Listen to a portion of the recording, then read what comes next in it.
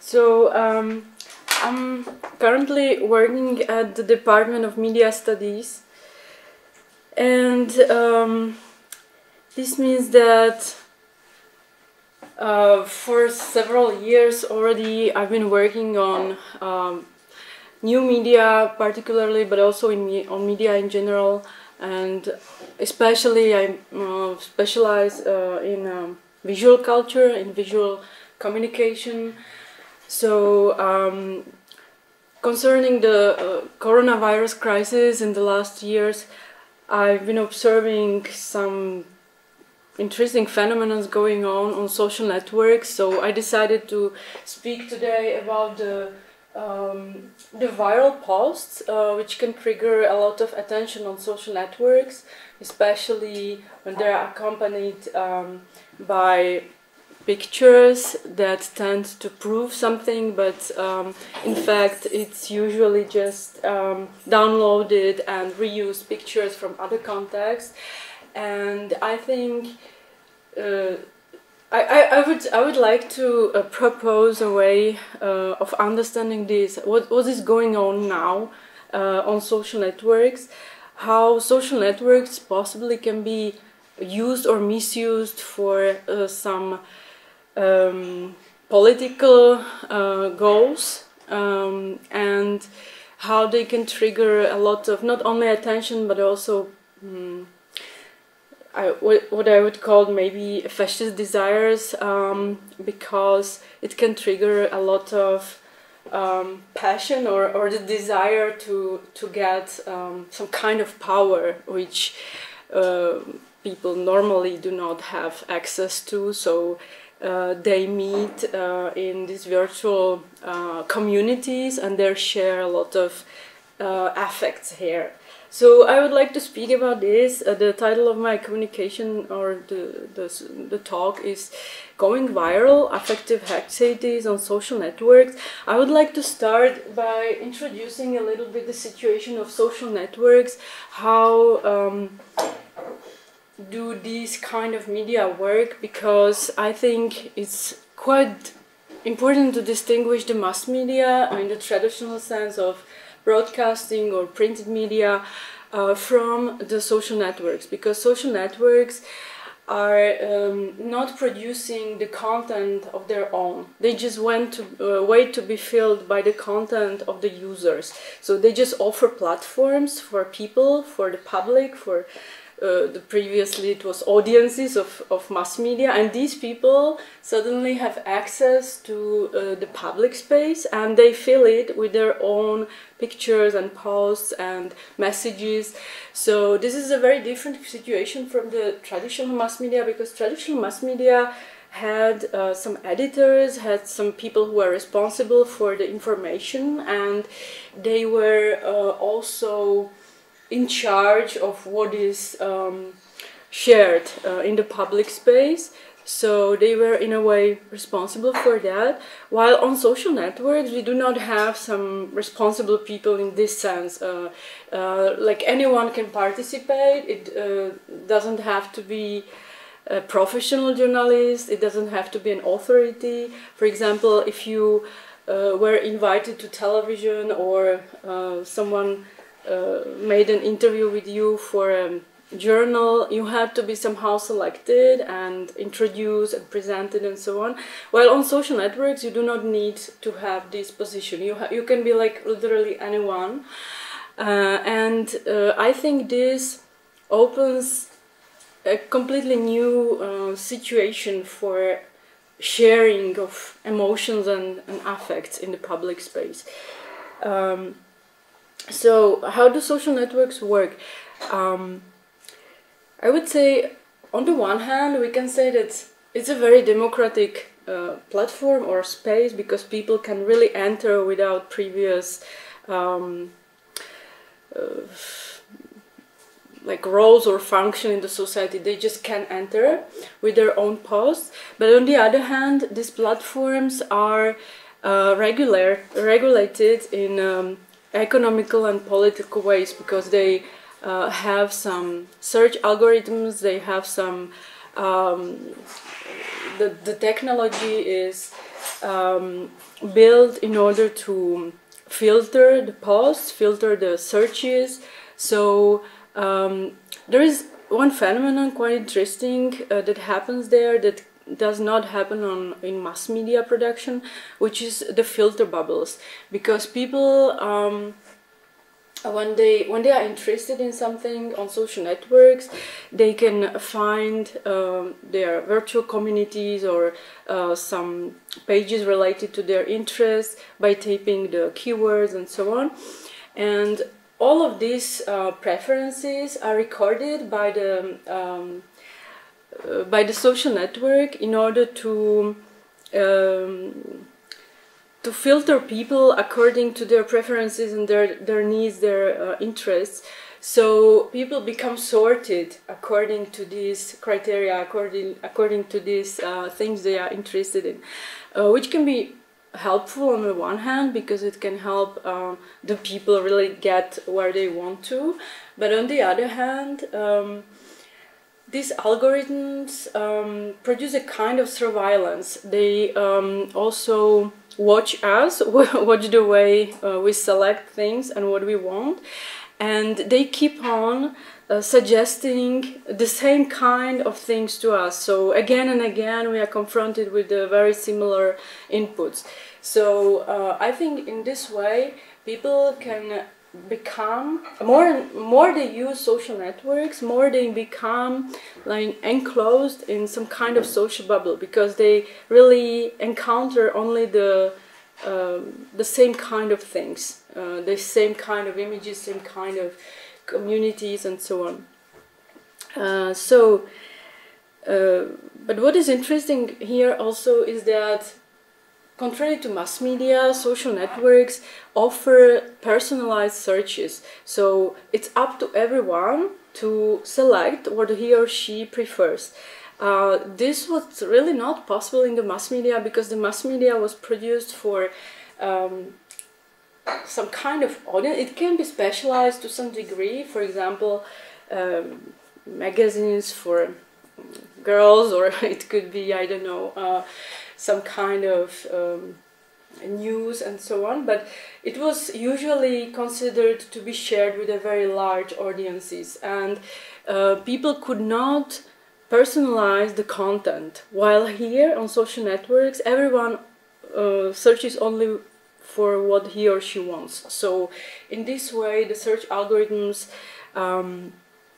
produce the social bubbles or filter bubbles. I would also say that the social media create or use what is called the user-generated content, which means that the content was not prepared by any professional. It is really produced by the people themselves. And this can help to produce a kind of citizen journalism, which is considered to be quite like an alternative to professional journalism, because citizen journalism helps to fill the gap of what is not covered by the professional journalism. For example, today in the contemporary era we are usually owners of these smartphones, and we have them with us all the time, and we can record something that happens around us, some event, so we can be there really, especially when there is some catastrophe or terrorist attack or something like that, something suddenly happens, and we can make a recording, we can share it instantly on social networks. So in a way we can complete the work of the professional journalists, because they are not there, they cannot be everywhere, so we can help them in a way to fill in these gaps. But the trouble is that everything which is supposed to be shared as this professional journalism, as this citizen journalism, is not only the recording from the real situation, because people can very easily play with these recordings. They can really add filters very easily. Even in their smartphones they can do that. But they can do that also on the social networks, which offer already the set of the tools to accommodate the recording and so on. So I think in this digital era it is very hard to know how to distinguish the recording which was taken in the real event from some recording which is already altered or somehow retouched digitally, because it's so easy to retouch it.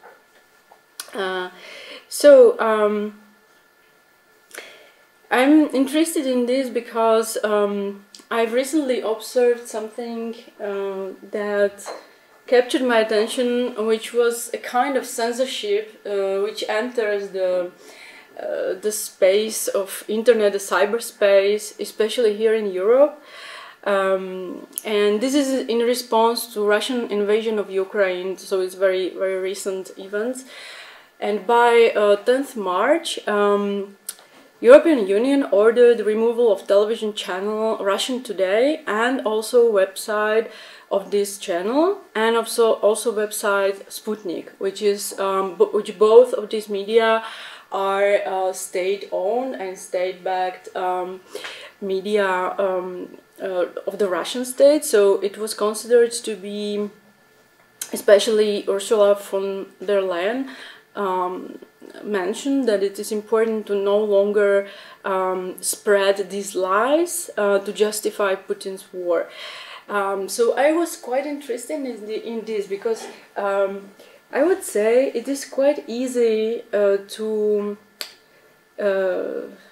impose censorship to mass media, because mass media are centralized. They have their edition board, they have some director, they have the whole hierarchy, so we can say it's really an institution, and it is quite easy to introduce the censorship because once the decision is taken, the mass medium prepares the message and then it is diffused to this audience. But on social networks it is not exactly the same. I was thinking about the censorship of social networks. What does it really mean? Because on social networks there is not one edition board, there is not one center of which would prepare the information. There are many centers. It's like decentralized system where there are many different sources that spread the information or disseminate the information, and there are also many ways how to relate to that. So you can share the information, you can also criticize the information. There are many things how to interact with this information. So for me it was quite interesting to know what is the censorship of internet good for, whether it works the same way as the censorship of mass media, because I don't think it's the same thing. And I was thinking about Deleuze and Guattari's philosophical conception of the smooth space and the striated space in relation to this, because I find it quite interesting, this distinction of the smooth space and striated space from Thousand Plateaus. I was wondering whether the cyberspace can be considered as a kind of smooth space or striated space, because the striated space can very easily introduce the censorship. It is something that controls the state of the way informations can be spread, while the smooth space is considered to be much more open, creative, and difficult to block in a way. So I would like to propose to think about the fact that in this cyberspace of the social networks there can be some groups or some virtual communities that tend to trigger or to share posts which trigger a lot of I would say maybe a resentment or some kind of anger or some kind of very affective reactions to what's happening around us, and they try to create some kind of virally shared affection. I would say it's a kind of maybe in relation to what Jan Buchanan said. They build a kind of assemblage, an affective assemblage. They share the posts in their social bubbles, in their filter bubbles on social networks that fit in their state of mind, I would say, and they share this affectivity together. They like really share only the posts that are convenient for their conviction. So I would like to propose to think about this as a kind of collapse of the smooth cyberspace, of the creative space online, into the striated cyberspace, because the striated cyberspace, I think it tends to get some kind of power. We can also see this on social networks. For example, on Instagram, there is the whole new role, even kind of profession, maybe we can say, the influencers. I think the influencers are people who really want to get influence on people and want to handle them or influence them, which means have some power over these people. So I think this is a new role of people in the part of the striated cyberspace. So these people can really influence the others because they trigger some kind of affectivity they want. And I think the reaction to this can be the acts of introduction of the censorship into the cyberspace, because I think in democratic societies the cyberspace is supposed to function mostly as the smooth cyberspace, but once it becomes I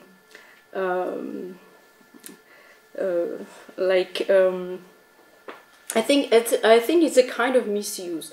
The internet can be very easily misused when there are these little centers disseminated a little bit, which trigger this kind of negative emotion, and I think they can cause the collapse of the smooth space into the striated. So the only way how to stop this is an intervention of the state. It's like a state censorship, which was introduced here to block, for example, in this case of Russian state media and state web, that triggered a lot of fake news and disinformation.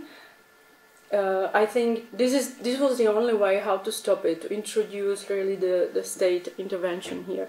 So I would like to just define what is smooth space and striated space for Deleuze and Guattari. They propose this distinction. They say the smooth space is revolutionary, it tends to fight for freedom, it's a kind of patchwork for them, because it's composed of different like materials and different forms which are just put together. They also speak about it as a felt, contrary to fabric, because fabric is organized in a very precise patterns, while the felt is just a mixture of fibers.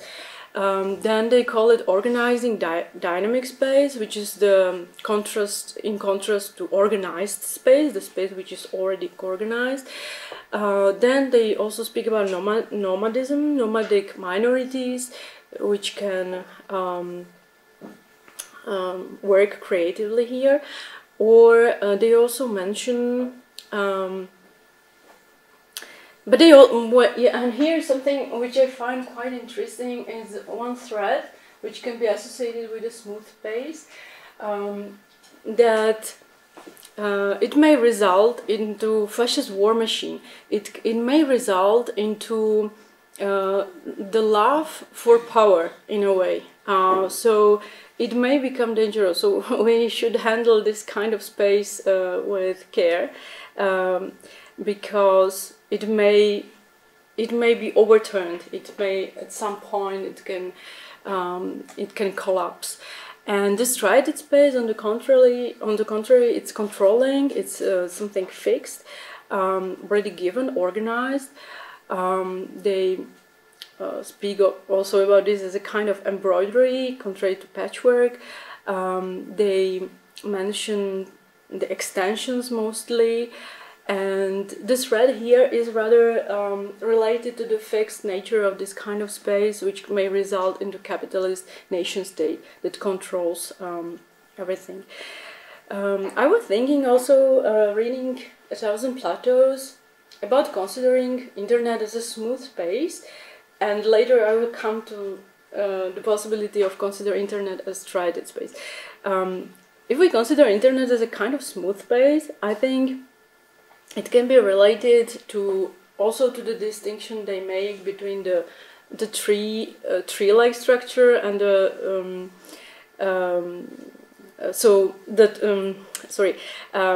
if we distinguish the traditional mass media from the network media, we can see an analogy, I think, between the arborescent structure, the tree-like structure, and the rhizomatic structure, because the traditional mass media usually centralized. They can easily introduce censorship. They have homogeneous audiences that may be considered as masses.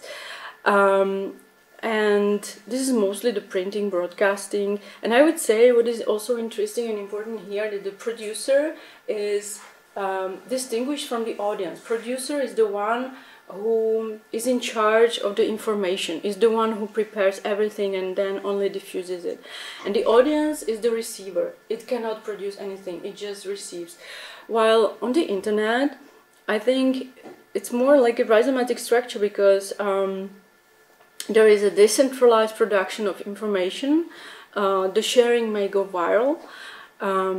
There are interconnected users. There is no real hierarchy, like centralized hierarchy. There can be little hierarchies, but decentralized.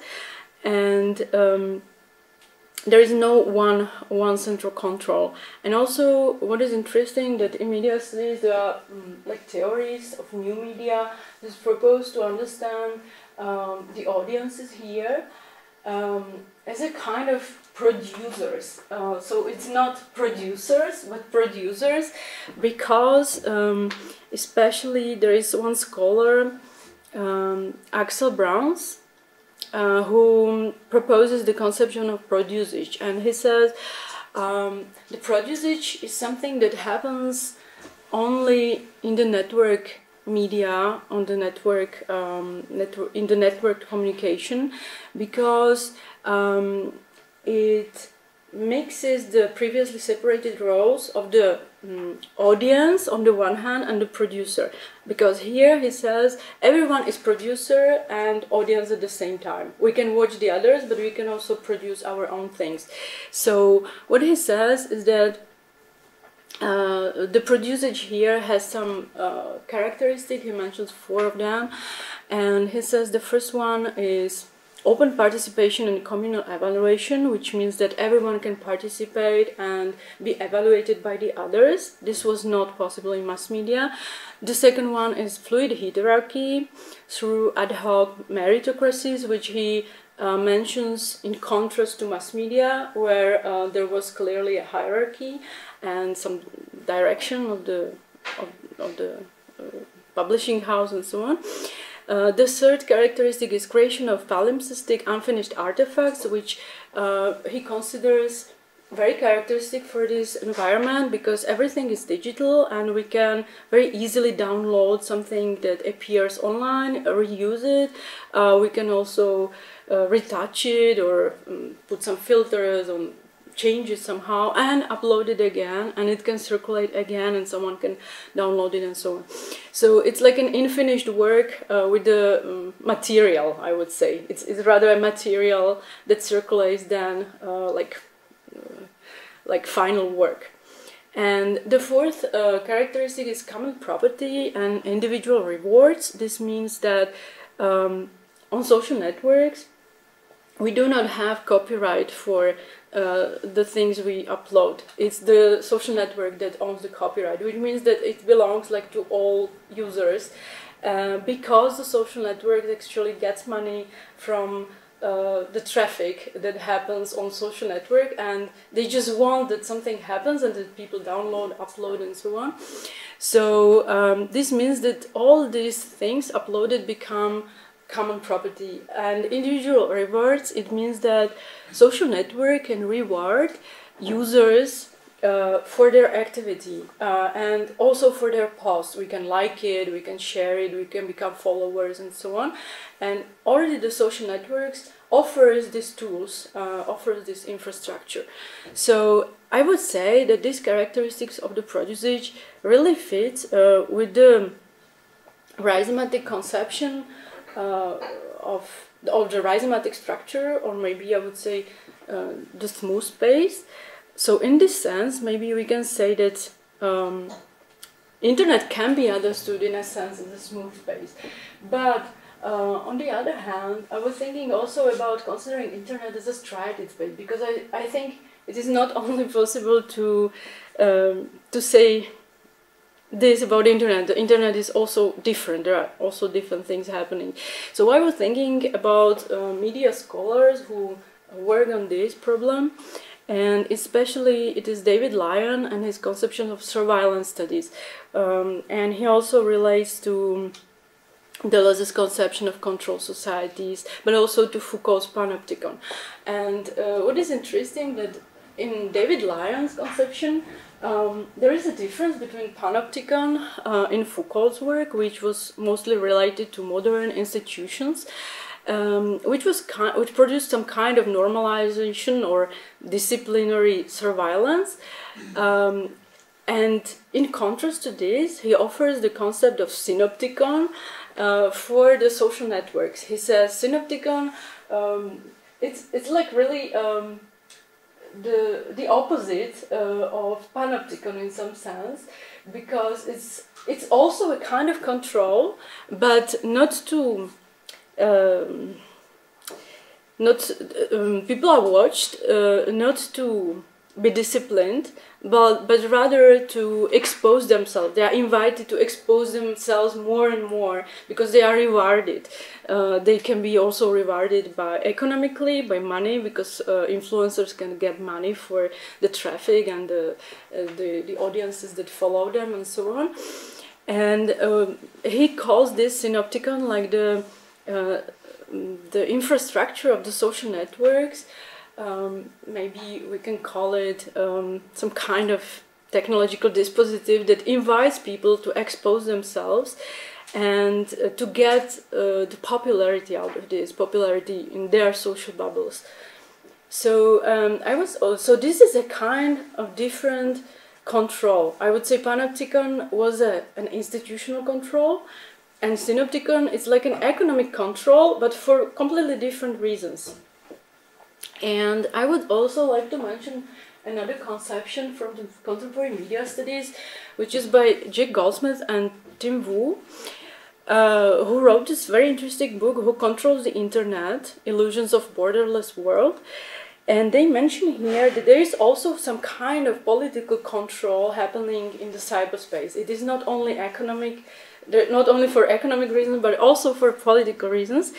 And they mention here in this book a series of quite interesting juridical cases that caused the transformation of the internet at the end of the 90s and beginning of the 21st century.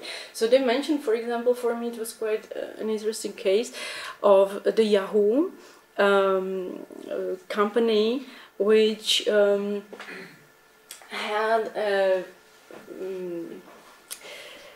there was an international trial going on between France and United States because Yahoo didn't want to block, or didn't refuse to block auctions of Nazism, some Nazi artifacts that were proposed to be sold there, and there was a man, Mark Nobel in France, who was very offended by this, and he asked Yahoo, the company, to block this, but they said our legislation doesn't force us to block it because we are a free country. There is a freedom of expression and speech and so on, including these auctions, and they didn't want to block it. So France ordered finally in this international trial.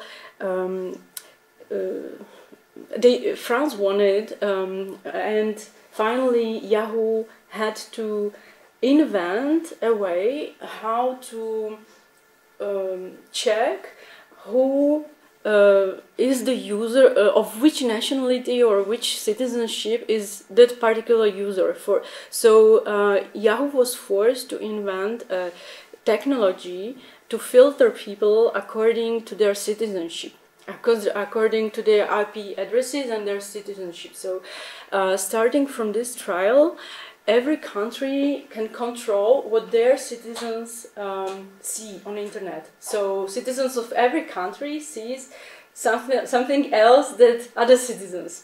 And this means that it's really a kind of state censorship which was introduced into the internet. So, and there is also described one particular case which is very extreme, I would say, and is the case of the Great Chinese Firewall, which is one of the most severe censorships of internet. And this really means that China blocks all servers and social networks which are considered to be somehow ideologically dangerous for the country, politically mostly, and if a Chinese citizen wants to check this website, he gets a message that these websites are not accessible, there is some kind of problem where you cannot access it, and at the same time he or she is already listed as someone who was interested in this topic, so the secret police can directly know who wanted to check this and why and so on. So it's not only you cannot access it, but at the same time you become you are really an object of surveillance of the state. So it's really, we are no longer in the smooth space. I would say this is really the striated part of internet, and in more or less intense way it is applied in every state, because today every state can control what the citizens will see. So if we are here, for example, also in this classroom, and we come from different countries, everyone can see something different on the same internet, for example, even here in this room. So this is quite interesting. So this, I think cyberspace is divided into this kind of these two spaces. It's like a mixture of these two, and I would like to finish this talk. I don't know how much time do I have to finish 10 now. more minutes. You started Okay. Yeah, I started a little bit later. So I was thinking about the contemporary situation of the Russian invasion of Ukraine, because it's quite, from the point of view of media studies, it's quite an interesting event, because I would say people today get more and more information from internet, but on internet you can get any sort of information. It's not only like the verified or professional information.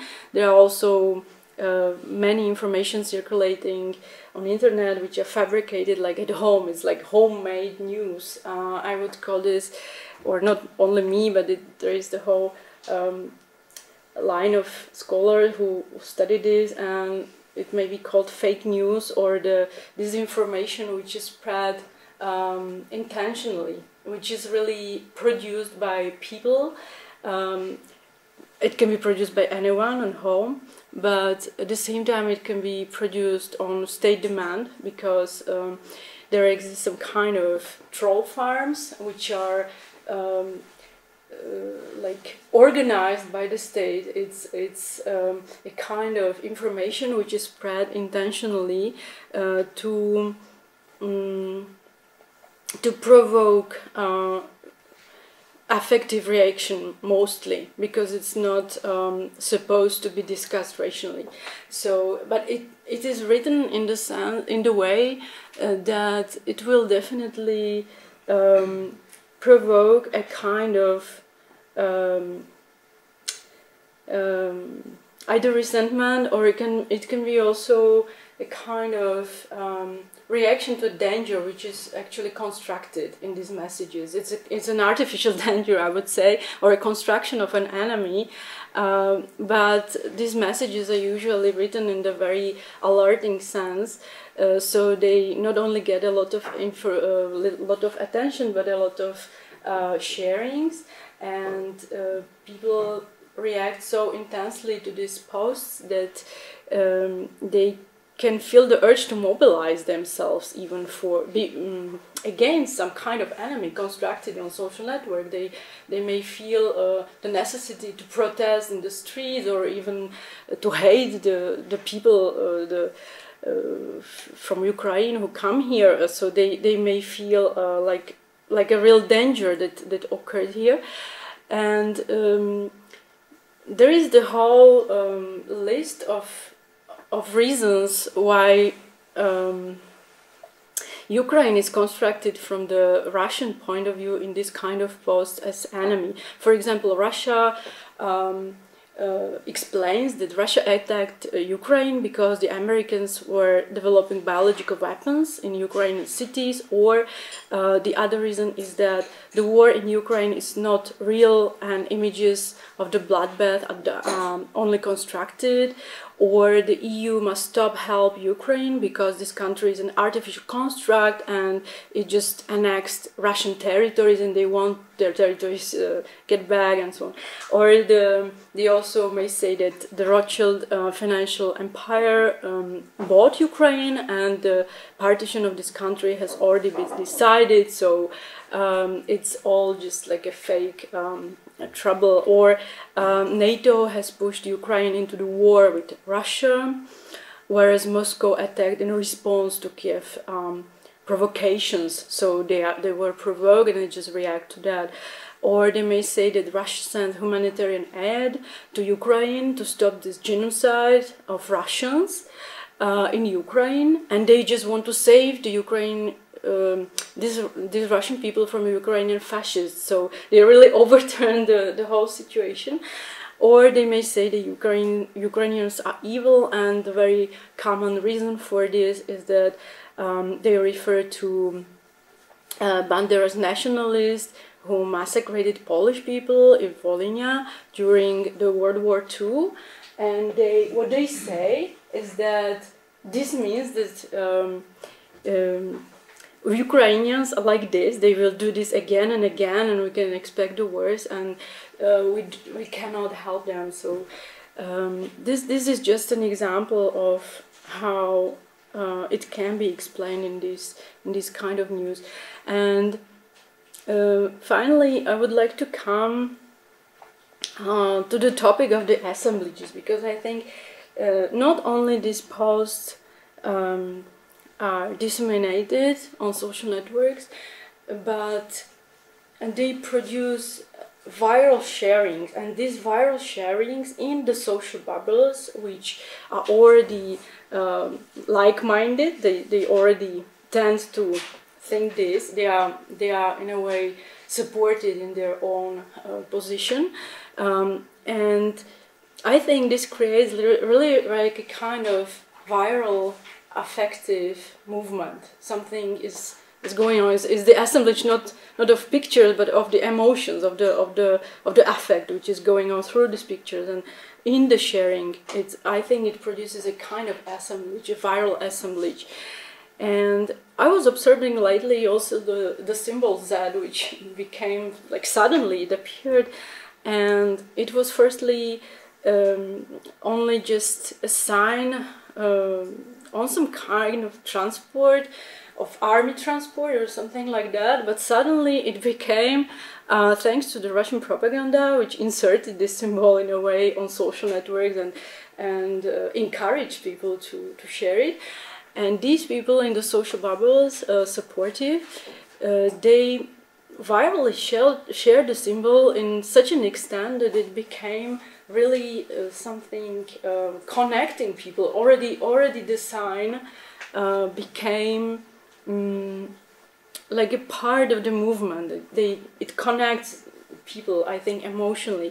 And so I also wanted to mention this. But finally, yes, the Jan Buchanan's assemblage, but he was speaking about it, so I can skip it. So finally, I would like to come to the conclusion that I can see some similarities between the fascist movement of some kind of the fascist war machine, something that fascism produces a kind of desire. But it is, according to Deleuze and Guattari, it is not triggered by an unconscious drive, but it is something produced. It is production, and I think this production can be manifested online by sharing of the posts. It's like a wave, like a wave that comes, and it takes more and more pause, and it just cannot stop. It goes on and on. I was interested in comparing this with, for example, Krakauer's book, The Mass Ornament, because he mentioned here also that the ornament for him is not something decorative, not something supplementary, but it's the inner force. It's something that goes on between the people who become allies in a way in their affectivity. So they produce this affective repetition, and in a way they establish their new territory by this affective repetition. So I was also thinking how to stop this, and whether the decision of the EU to ban this Russian disinformation and to stop this wave of viral posting and reposting is a good. Well, it's an optimal solution for this situation, and I think finally it is, because it may become quite dangerous if we let the smooth pace, like really unlimited, it can collapse. It can collapse at various points. It can collapse because of this sharing of the. Because of this fascist war machine which can be installed there, and I think it is triggered by the state interest of Russia. But once it's introduced, it spreads. And once it spreads, it becomes dangerous, because it's not only the idea, it's the spreading, it's the assembly which is constructed on the social networks. And I think it's a kind of misuse of social networks, because the social networks may also be very creative and may offer people, in a way, some kind of line of flight from their civil existence. They can live something different on social networks, but there is this danger, I think, this danger part of desire, which can be developed on social networks. So I think it was finally a good, maybe the only possible solution how to stop that is to ban that. So thank you very much for your attention. That would be all from me.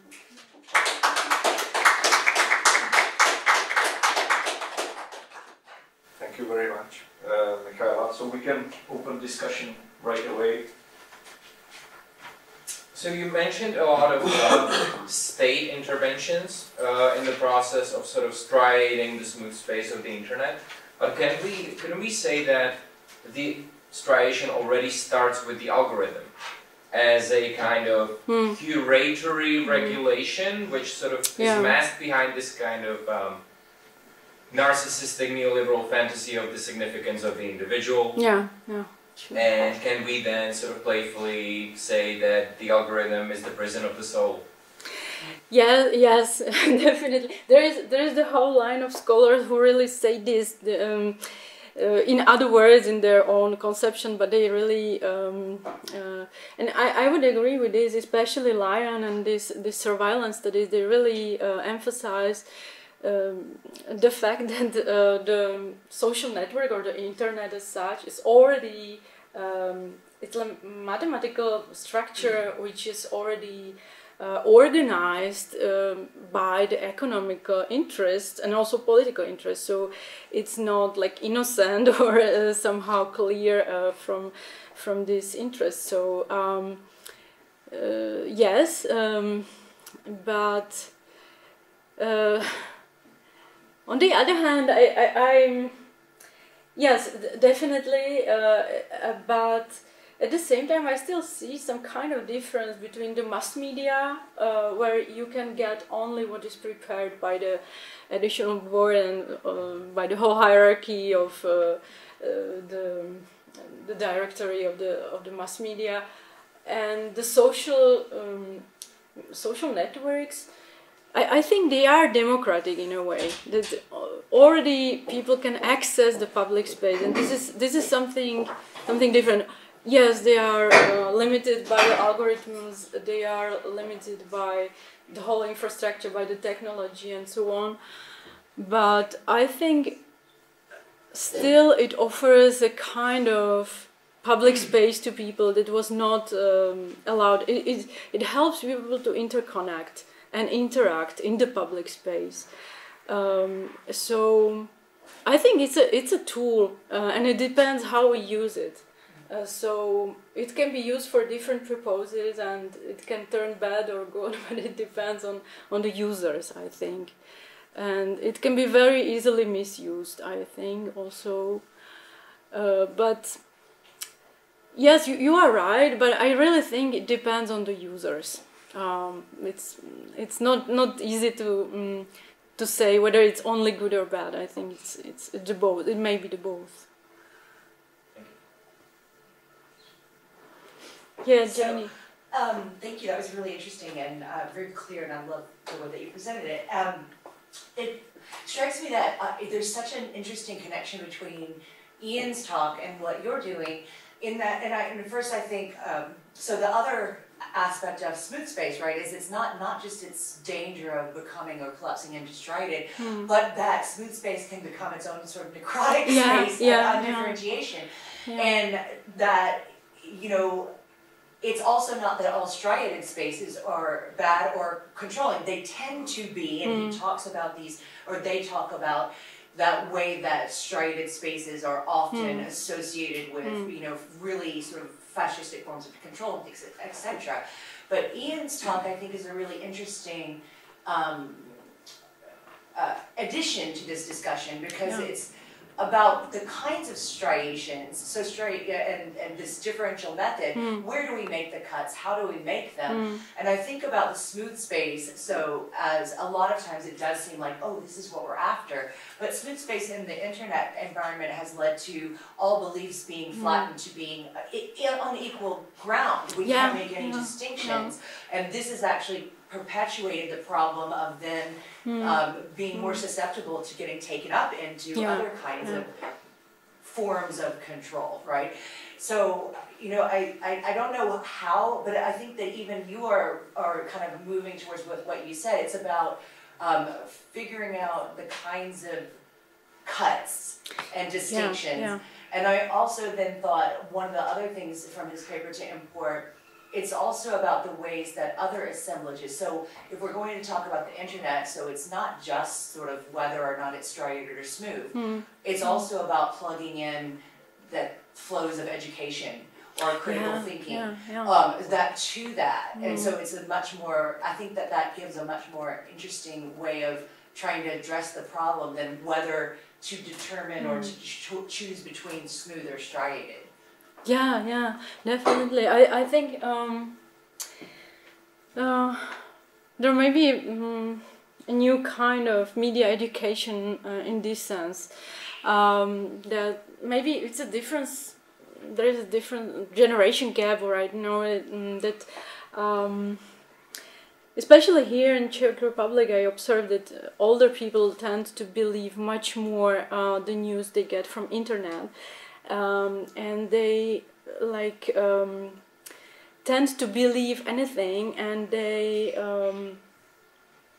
are submerged by the information. They do not really select. They do not critically evaluate.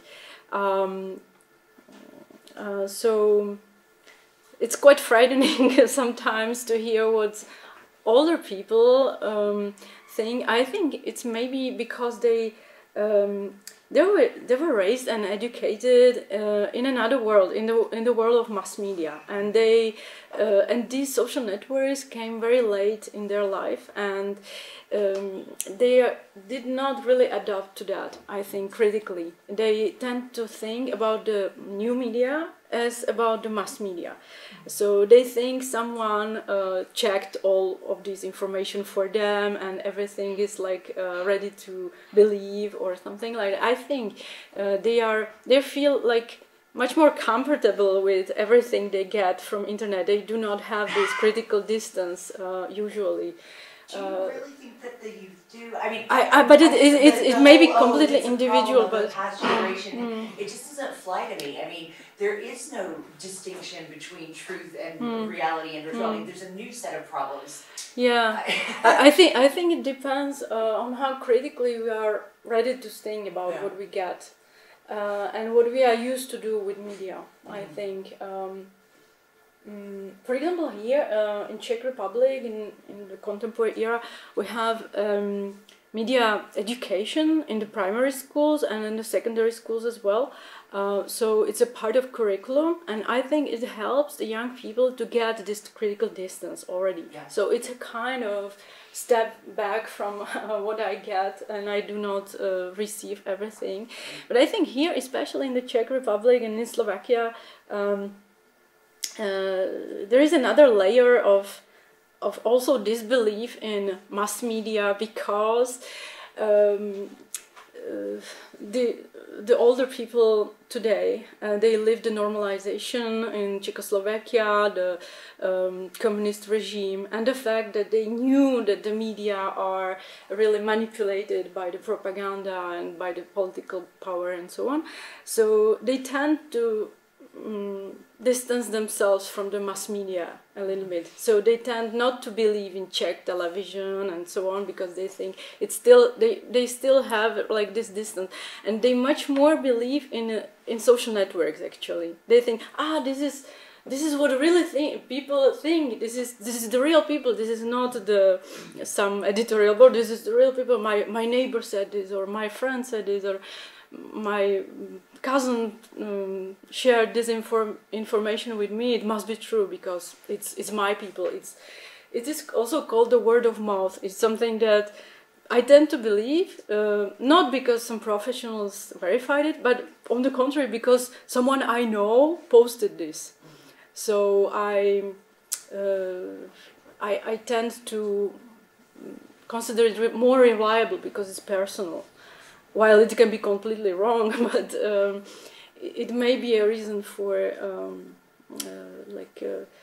accepting this information without critique, I think.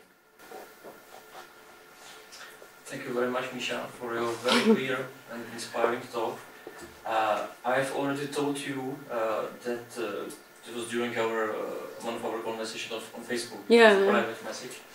That I see quite a strong analogy between how social media work and how capitalism works. You know, capitalism, according to Deleuze and Guattari, decodes flows, but and creates a kind of smooth space, but in order to subordinate them to another even more powerful system of so to speak, control. They call axiomatic. Yeah, sure.